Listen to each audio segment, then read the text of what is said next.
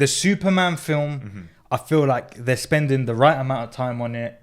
They're doing it properly. It's gone smoothly. No reshoots, which is surprising. Especially in this day and age. Yeah, I wouldn't be... Like, I'll be honest with you, James Gunn as a director, I don't find much...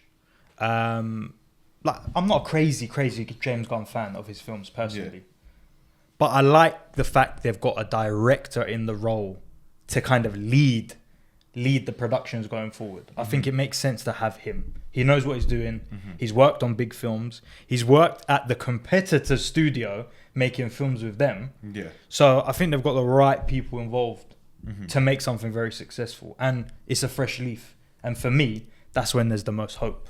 When something's fresh, full reboot, the sky's your limit. Yeah, you've not got the past limitation. They've dropped all that baggage and they're off. So, yeah, I agree. But with that comes pressure as well, definitely. Because they have to get the ball rolling with the first film. But diamonds are made under pressure.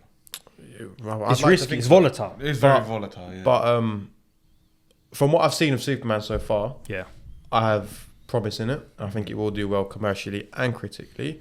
Even outside of the DCU, Batman 2, that's coming. I think there's potential with that. I think... I just hope it's nothing like the first one. I think the fact that DC are going under the radar and Marvel have sort of dominated the summer of 2024, they're the ones announcing the big Doomsdays and the new series and stuff like that and the future for them. Meanwhile, DC is just doing their thing, wrapping up Superman.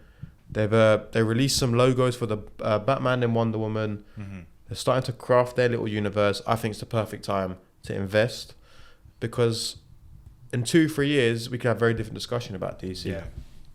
And I think it benefits them, especially if the MCU resurgence doesn't go to plan. And I hope there's a level... it becomes more a level playing field because I think in the early days, I do think DC... was winning the battle until kind of the Avengers started coming up and that took off to a whole new level and then DC started falling. So now you kind of got Marvel on that blank slate with the Fantastic Fours, with the prepping of the Doomsday and all of that. And then you got the reboot of DC. It's like they're both back on the start mark. Let's go. It's just going to be interesting to see how they handle Batman because it's hard to believe that there's going to be 2 Batmans going on simultaneously.